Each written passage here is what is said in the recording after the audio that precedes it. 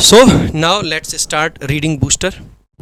Again reading booster मैं आपसे बार बार कह रहा हूँ कि प्लीज़ रीडिंग बूस्टर ज़रूर पढ़ के जाया करें। तो आइए स्टार्ट करते हैं आज का रीडिंग बूस्टर। एक बार खुद से भी देख सकते हैं आप, ये आपके सामने है, ठीक है। और इसमें हम देखो डबल बेनिफिट आपको दे रहे हैं।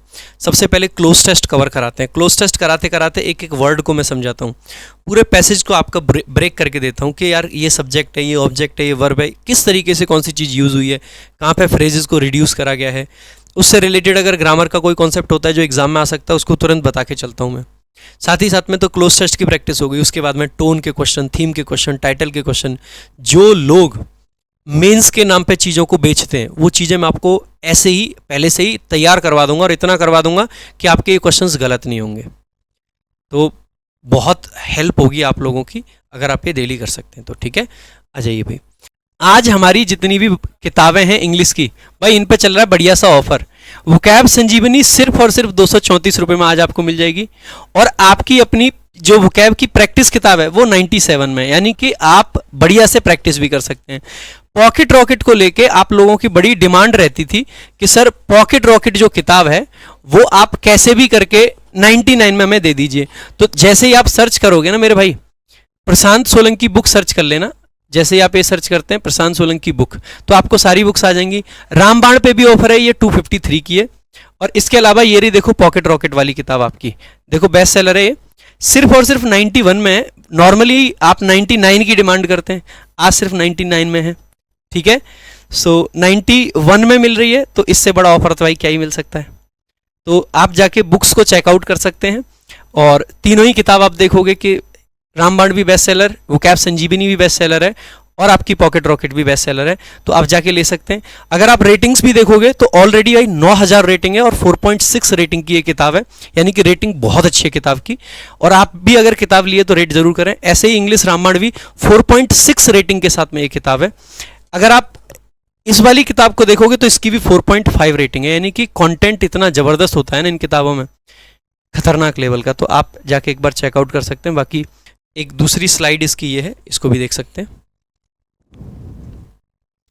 आज का क्या है, biometric identification, advanced analysis, fraudulent loan application. तो लोन से जुड़ा हुआ लग रहा है, ठीक है, फ्रॉड से जुड़ा हुआ लग रहा है जहाँ तक मेरे को लगता है। देखते हैं एक बार, फ्रॉडुलेंट लोन एप्लीकेशंस। अब देखो ये सेंटेंस यहाँ से शुरू होता है, तो ये आपका क्या बनेगा, सब्जेक्ट बनेगा, ठीक है। यहाँ पे एप्लीकेशंस आपका नाउन है, लोन आपका नाउन मॉडिफायर है। लोन एप्लीकेशन किस तरीके का एप्लीकेशन, लोन एप्लीकेशन जो कि कैसा है, तो उसके लिए एडजेक्टिव आ जाएगा फ्रॉडुलेंट। फ्रॉडुलेंट यानी कि फर्जी।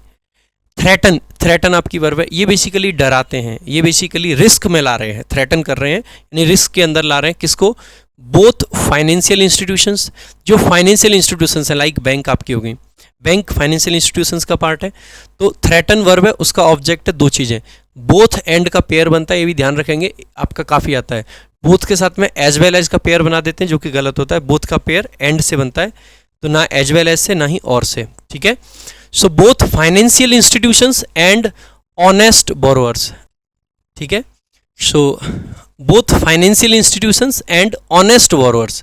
तो फाइनेंशियल इंस्टीट्यूशंस को तो थ्रेटन कर ही रहे हैं, साथ ही साथ में एंड लगा के हमने जोड़ा ऑनेस्ट बोरोअर्स। बोरोअर्स का मतलब है जो उधारी लेते हैं, ठीक है। लेंडर होता है जो उधारी देता है, lend something to somebody, borrow something from somebody. तो बोरो के साथ फ्रॉम आता है, लैंड के साथ टू आता है, ध्यान रखेंगे। तो यहाँ पे यही कहा गया है कि दोनों आपके ऑब्जेक्ट हैं जिनको बोथ हैंड से जोड़ा गया है। इंस्टीट्यूशंस नाउन है, फाइनेंशियल एडजेक्टिव है, बोरोअर्स नाउन है, ऑनेस्ट एडजेक्टिव है।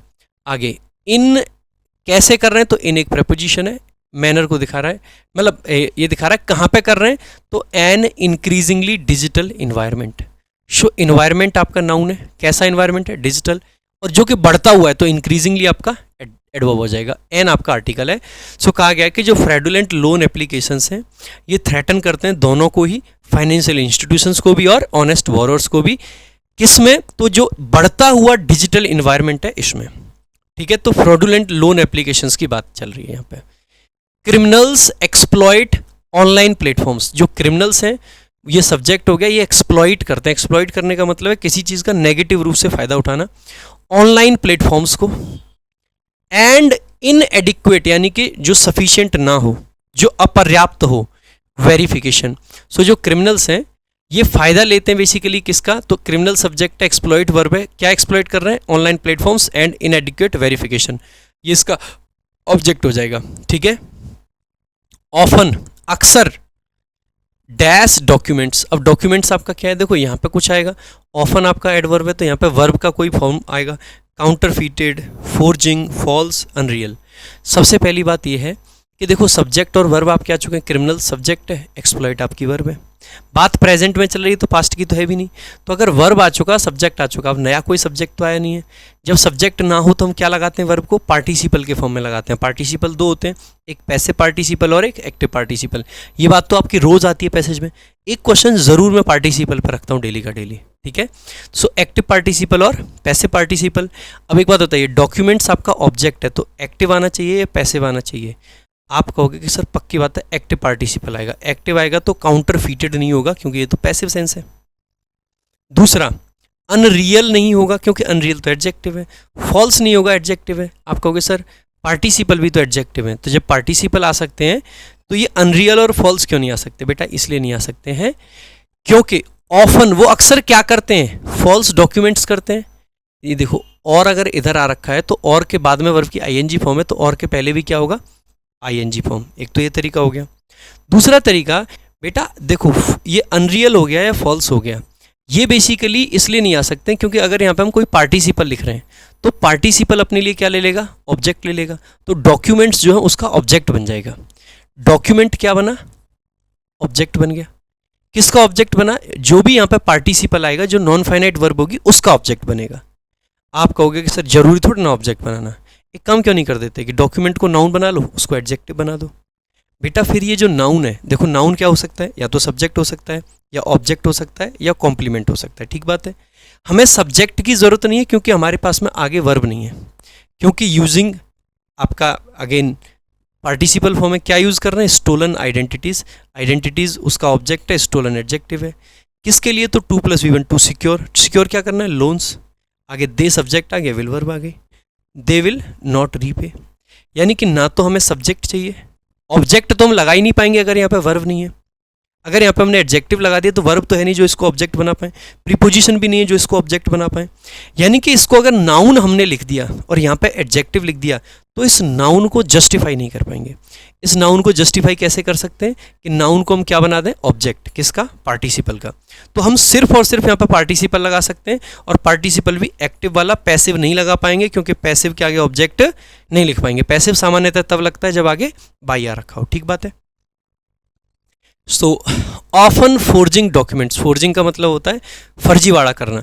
काउंटर फीटिंग अगर होता तो वो भी आंसर हो सकता था। बात यहाँ पे वर्ड के मीनिंग नहीं है, मीनिंग से ज़्यादा यहाँ पे ज़रूरी था कि ये आईएनजी फॉर्म में है और ये ईडी फॉर्म में है, ठीक है, तो ये ज़रूरी था। बाकी दोनों सेम है, ये एडजेक्टिव में दोनों, तो ये तो बनेंगी नहीं। सो फोर्जिंग डॉक्यूमेंट्स और यूजिंग, या तो वो डॉक्यूमेंट्स को फोर्ज करते हैं या वो यूज़ करते हैं स्टोलन आइडेंटिटीज़, चुराई हुई आइडेंटिटीज़। अब आइडेंटिटी कुछ चुरा रही हैं या इनको चुराया गया है, आप कहोगे चुराया गया है, चुराया गया है तो स्टोलन लिखेंगे। अगर स्टीलिंग होता है इसका मतलब आइडेंटिटी किसी को चुरा रही है। स्टीलिंग टैक्टिक्स, वो टैक्टिक्स जो चोरी करने के लिए होती हैं, वो चुराई नहीं गई हैं, लेकिन आइडेंटिटीज़ क्या हैं, चुराई गई हैं। सो स्टोलन आइडेंटिटीज़ क्यों यूज़ करते हैं, पर्पज़ क्या है, पर्पज़ को दिखाने के लिए 2+V बना के, टू सिक्योर, क्या सिक्योर करना है, लोन्स। लोन्स, यहाँ पे देखो दैट आपका रिलेटिव प्रोनाउन है जो कि हिडन है। मैं कई बार आपको बता चुका हूँ कि जब भी रिलेटिव प्रोनाउन ऑब्जेक्ट होता है तो सामान्यतः उसको ड्रॉप कर देते हैं, हिडन है। That they will not repay, जो उनको रीपे नहीं करनी पड़ेगी। तो यहाँ पे यही कहा गया है कि जो फ्रॉडुलेंट है वो बेसिकली क्या करते हैं, या तो डॉक्यूमेंट्स फोर्ज करते हैं या स्टोलन आइडेंटिटीज़ को यूज़ करते हैं, और वो लोन एप्लीकेशंस को अप्रूव करा लेते हैं, और ऐसे लोन एप्लीकेशंस जो उनको दोबारा भरने ही नहीं पड़ेंगे क्योंकि फर्जी आईडी से लिया है तो फिर कोई दिक्कत ही नहीं है उनको। आगे, दिस एक्टिविटी, ये जो एक्टिविटी है ये इम्पोज करती है, क्योंकि सब्जेक्ट सिंगुलर है तो वर्ब आपकी सिंगुलर है। पूरा पैसेज आपका प्रेजेंट में क्योंकि एक जनरल पैसेज है। ये इम्पोज करती है क्या, फाइनेंशियल बर्डन्स, ये ऑब्जेक्ट हो जाएगा। भाई ये फाइनेंशियल बर्डन इम्पोज कर रही है, यानी डाल रही है, बर्डन डाल रही है, वजन डाल रही है, किस पे, ऑन लेंडर्स। लेंडर्स यानी कि जो लोन देते हैं, ठीक है, यानी बैंक्स। हु यानी कि आपका रिलेटिव प्रोनाउन है लेंडर के लिए। Lose principal and many suffer reputational damage. जो कि प्रिंसिपल यानी कि एक अमाउंट लूज करते हैं, उनका अमाउंट जाता है। सो लेंडर्स, क्योंकि प्लूरल था तो हु के साथ में प्लूरल वर्ब आ गई, लूज। क्या लूज कर रहे हैं? प्रिंसिपल अमाउंट, एक बड़ा प्रिंसिपल अमाउंट लूज कर रहे हैं। एंड मे सफ़र, अच्छा मैनी नहीं, मे था। एंड मे सफ़र, सफ़र कर सकते हैं, क्या सफ़र कर सकते हैं? रेप्यूटेशनल डैमेज, सफ़र करेंगे डैमेज, डैमेज यानी कि नुकसान। दो शब्द होते हैं, एक होता है डैमेज जो कि होता है नुकसान, अनकाउंटेबल नाउन। एक होता है डैमेजेस, ऑलवेज प्लूरल, जिसका मतलब होता है भरपाई। ठीक है, क्या सफ़र करेंगे? Reputational damage. तो डैमेज नाउन है, रेप्यूटेशनल आपका एडजेक्टिव है, यानी उनकी रेप्यूटेशन खराब होगी। इफ़, यदि, सिक्योरिटी मेजर्स सीम वीक, अगर जो सिक्योरिटी मेजर्स हैं, ये सब्जेक्ट है, सीम वर्ब है और ये वीक आपका एडजेक्टिव है। अगर सिक्योरिटी मेजर्स वीक लगेंगे तो उनको रेपुटेशनल बेसिकली लॉस भी होगा और बेसिकली प्रिंसिपल तो उनका जाएगा ही। द कॉस्ट ऑफ फ्रॉड, तो the cost subject of preposition, किस चीज़ की कॉस्ट? फ्रॉड।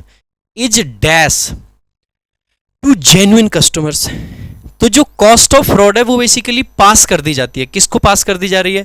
अब देखो, पास बाई, पास बाई होता है किसी के बगल से निकलना, ये नहीं बनेगा। पास इन, किसी जगह से निकल के जाना। अब पास ऑन होता है बेसिकली किसी को ट्रांसफ़र कर देना। तो जो कॉस्ट है वो ट्रांसफ़र कर दी जा रही है, किसको भाई? जेन्युइन कस्टमर्स को। So pass on something to somebody, pass on something to somebody, तो आप कहोगे पास ऑन आपका करेक्ट आंसर हो जाएगा। अब देखो, क्या इज के बाद में V1 आ सकता है? आप कहोगे कतई नहीं, इज के बाद में तो V3 आएगा क्योंकि पैसिव सेंस है। कॉस्ट किसी चीज़ को पास नहीं कर रही है, कॉस्ट को पास किया जा रहा है, पैसिव सेंस है, तो इज MR के साथ में वर्ब की थर्ड फॉर्म, तो पास्ड ऑन आपका करेक्ट आंसर हो जाएगा। Passed on to genuine customers.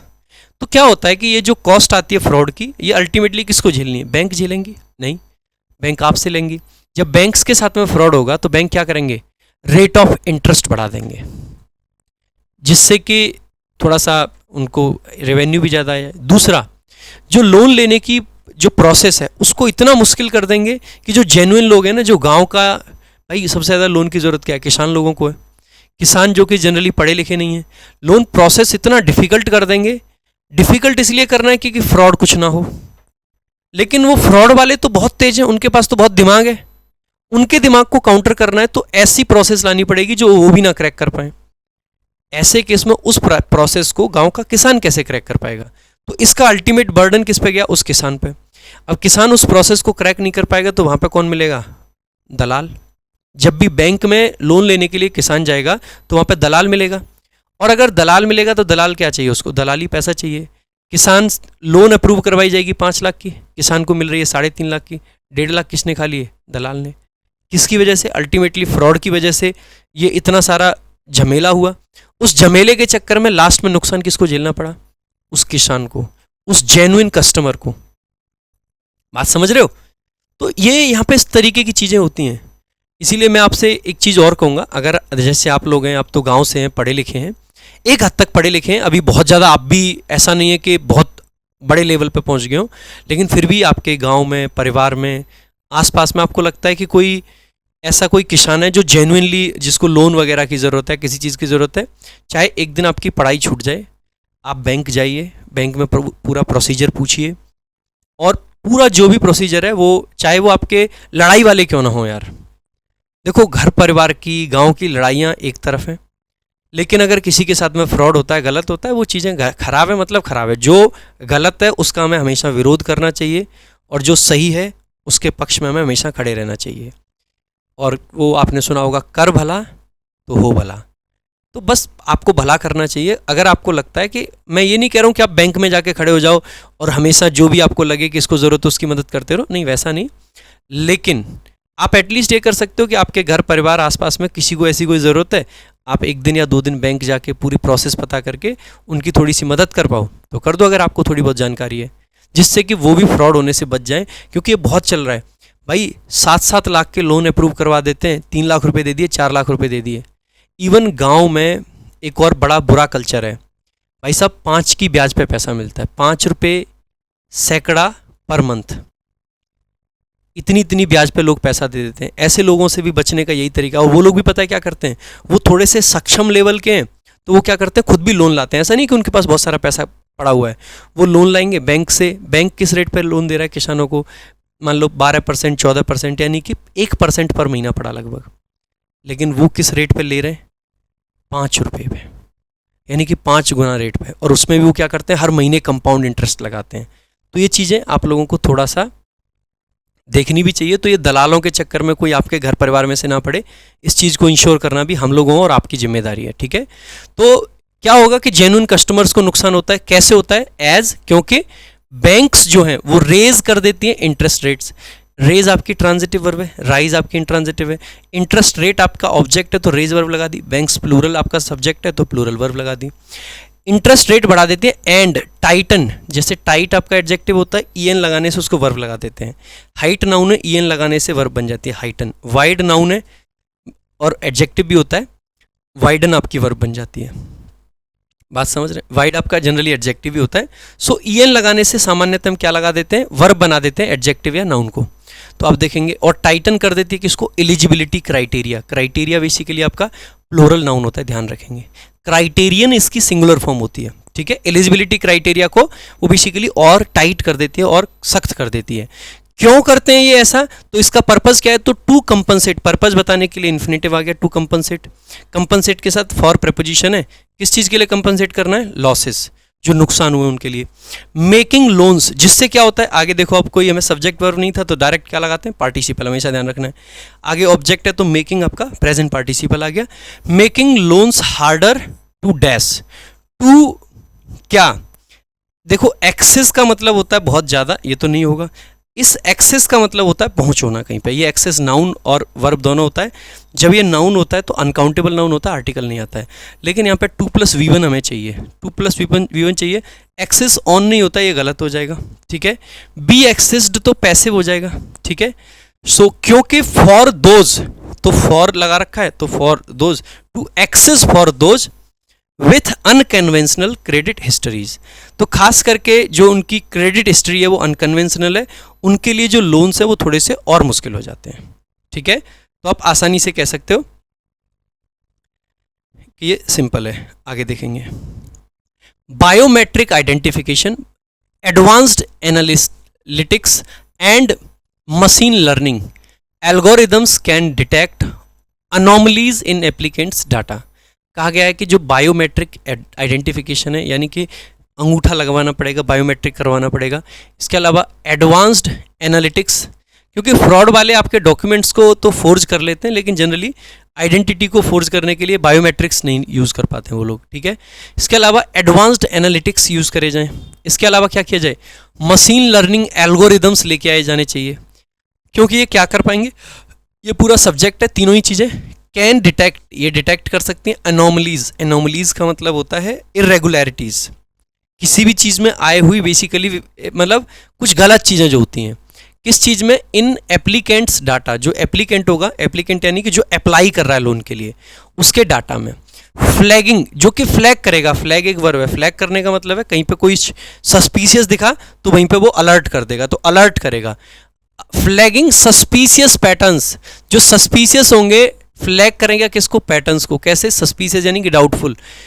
और रिपीटेड डिटेल्स, और या फिर ऐसी डिटेल्स होंगी जो रिपीटेड होंगी तो इनको बेसिकली फ्लैग कर देगा, मार्क कर देगा, ठीक है। गवर्नमेंट्स एंड रेगुलेटरी बॉडीज, सरकारें और रेगुलेटरी बॉडीज जो हैं, दीज एफर्ट्स, ये बेसिकली क्या करती हैं? अब देखो, नया सेंटेंस शुरू है तो governments and regulatory bodies noun है, सेंटेंस के शुरुआत में आया हुआ नाउन या प्रोनाउन, सब्जेक्ट होता है तो ये सब्जेक्ट है। अगर ये सब्जेक्ट है तो सब्जेक्ट के डायरेक्ट बाद में आईएनजी आ पाएगा? नहीं, आप कहोगे लेकिन पार्टिसिपल तो हो ही सकता है। पार्टिसिपल होगा तो फिर आगे वर्ब तो है ही नहीं। देखो, दीज एफर्ट्स आपका क्या है? यहाँ पे जो भी वर्ब आएगी, मेन वर्ब या पार्टिसिपल, उसका ये ऑब्जेक्ट है। बाई प्रेपोजिशन, उसका ऑब्जेक्ट हो जाएगा इन्फोर्सिंग। इन्फोर्स, क्योंकि बाई प्रेपोजिशन के बाद जो वर्ब आती है आईएनजी फॉर्म में आती है, प्रीपोजिशन के बाद आईएनजी फॉर्म जीरंड आता है। क्या इन्फोर्स करेंगे? तो पेनल्टीज इसका ऑब्जेक्ट हो जाएगा इन्फोर्स का। फॉर प्रेपोजिशन है, आइडेंटिटी थेफ्ट उसका ऑब्जेक्ट हो जाएगा। एंड आ गया मैंडेटिंग। इन्फोर्सिंग और मैंडेटिंग को बेसिकली क्या किया जा रहा है? जोड़ा जा रहा है। दो वर्ब आईएनजी फॉर्म में एंड से जोड़ रखी हैं। क्या मैंडेट करेंगे? मैंडेट करने का मतलब है किसी चीज़ को बेसिकली नेसेसरी बना देना एक तरीके से। स्टैंडर्डाइज्ड डिजिटल आइडेंटिटी सिस्टम्स, तो इन सिस्टम्स को बेसिकली वो स्टैंडर्डाइज करेंगे। तो यहाँ पे कोई मेन वर्ब आई नहीं, फुल स्टॉप आ गया। इसका मतलब है यहाँ जो वर्ब आएगी वो मेन वर्ब होगी, ना कि तो आपका आईएनजी फॉर्म कट जाएगी, क्योंकि डायरेक्ट आईएनजी फॉर्म नहीं लगा पाते हैं मेन वर्ब में। जब आती है आईएनजी फॉर्म, जब is am are was were आ जाता है। ठीक है। दूसरा, पैसेज किस में चल रहा है, पास्ट में या प्रेजेंट में? आप कहोगे कि सर प्रेजेंट में, इसीलिए फोर्टिफाइड आपका नहीं आएगा। Governments and regulatories bodies, regulatory bodies, ये तो प्लूरल सब्जेक्ट है, तो क्या एस वाला आएगा? आप कहोगे नहीं आएगा। बोल्स्टर, बोल्स्टर करने का मतलब है किसी चीज़ को और स्ट्रॉन्ग करना। ठीक है। दीज एफर्ट्स बाय इन्फोर्सिंग, सो सरकारें और जो रेगुलेटरी बॉडीज़ हैं ये इसको बोल्स्टर करती हैं और मजबूत करती हैं इन एफर्ट्स को। कैसे मजबूत करती हैं? कि इन्फोर्स करते हैं, वो पेनल्टी लगाते हैं किसके लिए? आइडेंटिटी थेफ्ट के लिए। और मैंडेट करते हैं, मैंडेट करते हैं नहीं, नेसेसरी बना देते हैं स्टैंडर्डाइज्ड डिजिटल आइडेंटिटी सिस्टम्स। इसके आगे कहा है कि individuals also have a role, हालांकि इंडिविजुअल्स का भी इसमें एक रोल है। क्या रोल है?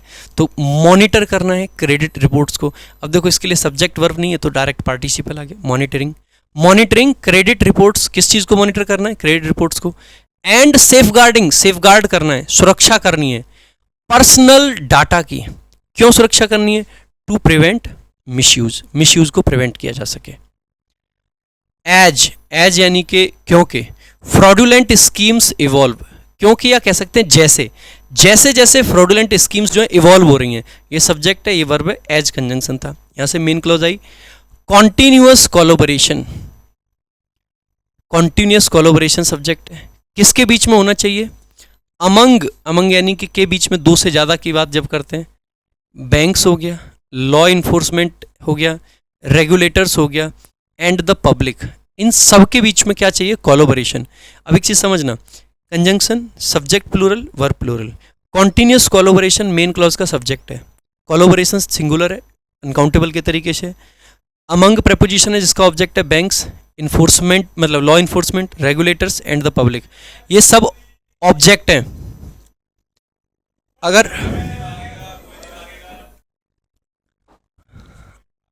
अगर ये सब ऑब्जेक्ट हैं तो बेसिकली आप क्या कह सकते हो? सिंगुलर वर्ब आपकी आएगी, क्योंकि कोलैबोरेशन के साथ में आएगी। कोलैबोरेशन इज क्रूशियल, ये क्रूशियल है किस चीज के लिए? तो क्रूशियल टू, ये टू प्रेपोजिशन है। ठीक है। Crucial to, important to.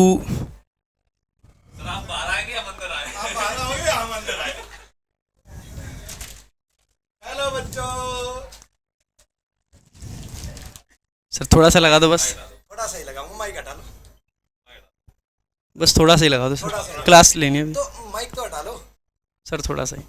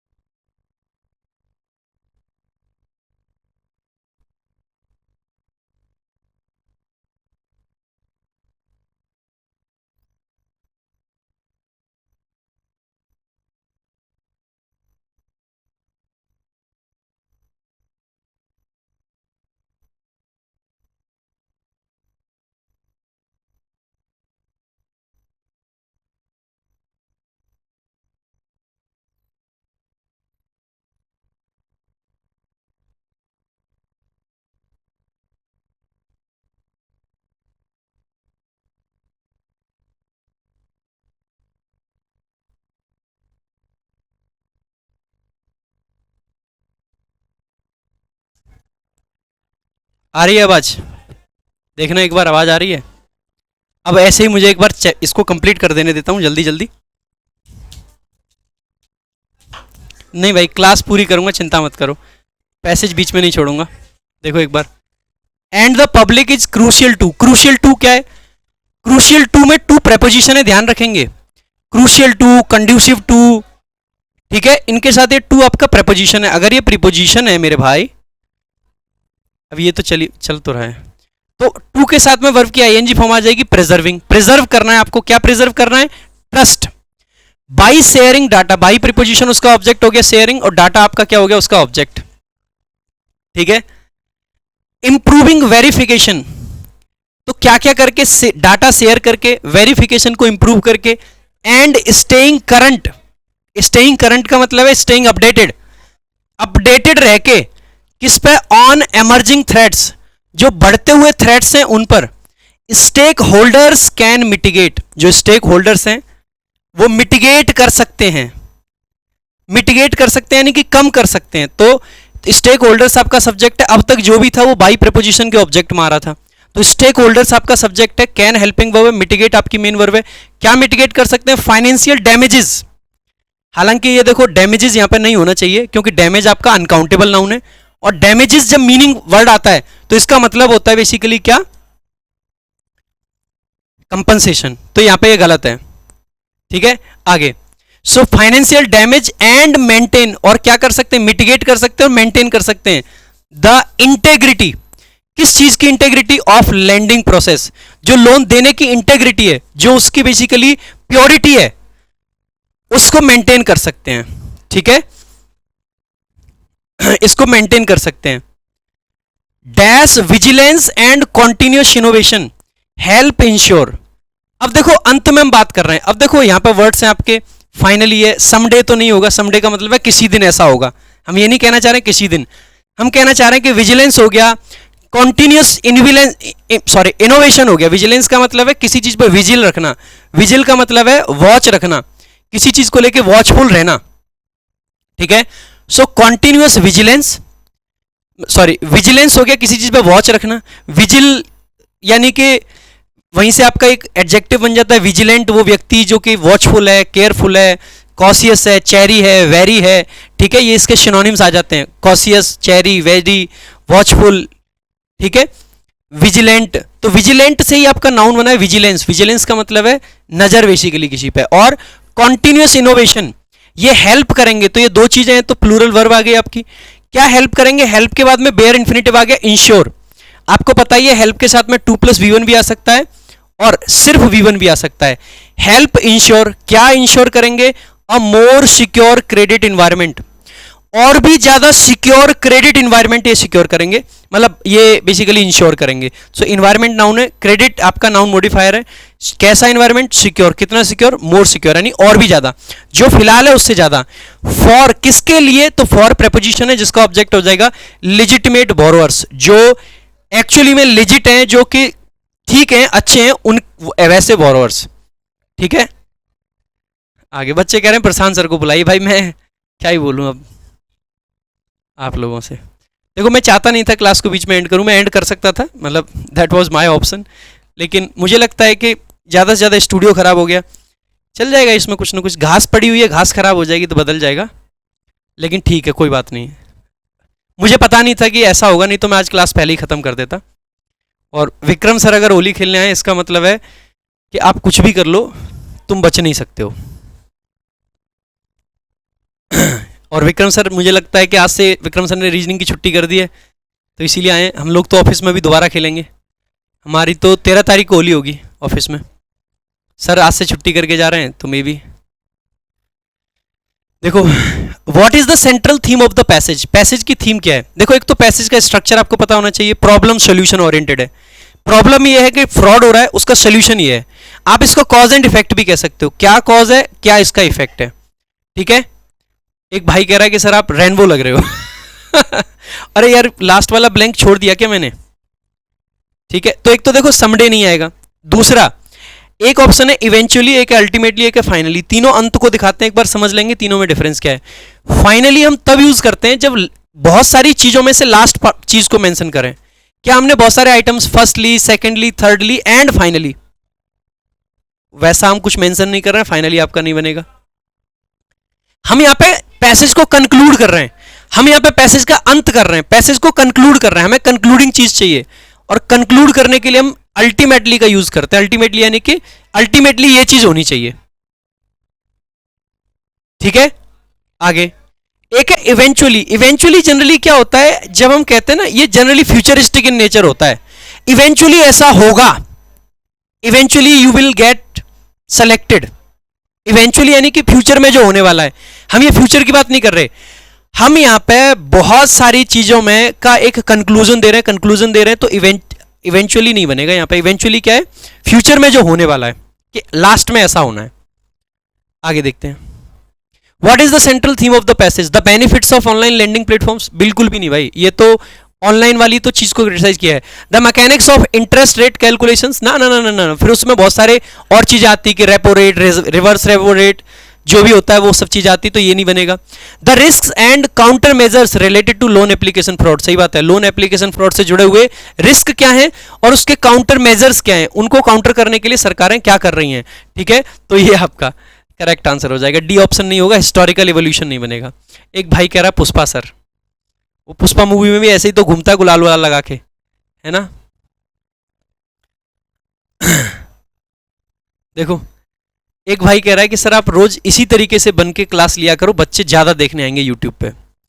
मतलब मुझे लगता है कि फिर अगर ऐसे ही बच्चे बुलाने तो साड़ी पहन के अगर मैं क्लास लूं तो बच्चे और भी ज्यादा आएंगे, नहीं है भाई।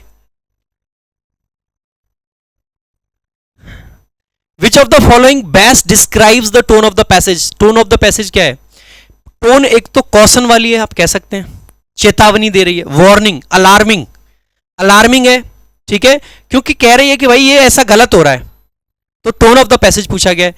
पहला सार्कास्टिक, क्या इसमें सार्काज्म है थोड़ा बहुत, आप कहोगे बिल्कुल भी नहीं है। क्या ये डिसमिसिव है, डिसमिस कर रही है किसी चीज को, आप कहोगे बिल्कुल भी नहीं। सब्जेक्टिव एंड अलार्मिंग, बेटा सब्जेक्टिविटी पता है कब आती है, जब हम अपना ओपिनियन दे रहे होते हैं, वो सब्जेक्टिव होती है, सब्जेक्टिविटी इसमें नहीं है, ये बात ध्यान रखना।